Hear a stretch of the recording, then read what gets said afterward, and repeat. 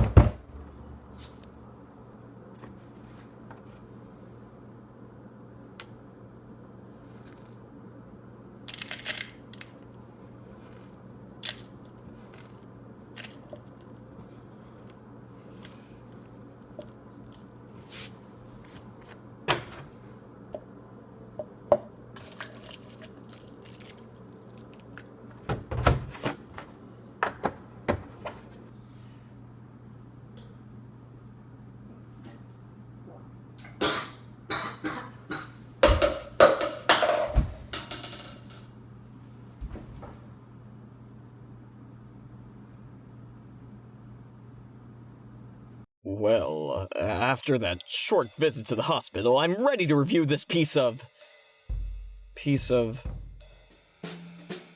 I don't have a joke for this, so let's dive bomb into this. Now, even though there's only one episode as to the writing of this review, I feel I can get a very good idea as to how this entire series will go just from this episode. First off, we were proudly shown that the main character is named Bianca. Now, I don't know about you, but I see no one in this episode that looks like this character. So I feel it's reasonable to assume that Pan has decided to completely retcon what Bianca originally looked like, and instead, has decided on a completely new look. Now let's look at this guy. Look at that pose. That's a pose fitting of a hero.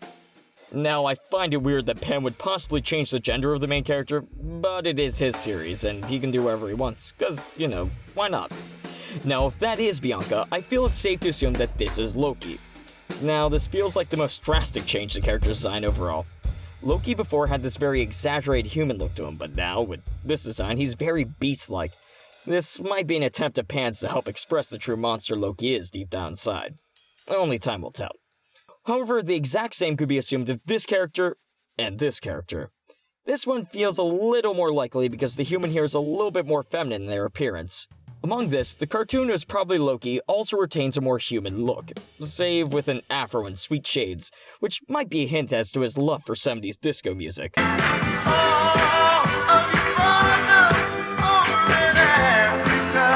By also waiting to reveal the main characters till the end of the episode, Pan uses the element of the grand reveal, which helps solidify my hypothesis that these characters are Bianca and Loki.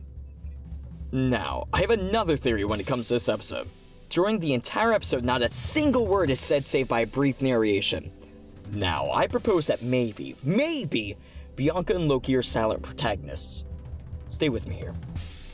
If we search up a brief video called Loki IRL CN Studios, we find a short video that's in the style of the Cartoon Network logo. Bianca, a little help would be nice. Now, upon looping this video, Loki's voice starts to become incredibly grating. I propose that Pan initially fell in love with this video, but with repeated viewings began to hate it, resulting in him deciding to make his protagonist silent so as to make sure this never happened again. It's a strange choice, but one I can appreciate all the same. That's all I have for this review. Overall, I think Pan has done some really strange and interesting changes to his original formula for the series. If I had to give it a solid rating, I think I'd give it a 4 gems out of a Nolan, a rating I feel this comic very much deserves. But no, to be honest, I actually feel like this webcomic will be pretty decent as it begins to unravel. I love Pan's art style in this, especially the way he uses all of his colors, and the thickness of the lines and characters, something I've always liked about older cartoons. When more episodes are out for the series, I'll probably post a legitimate review. So till then, see ya!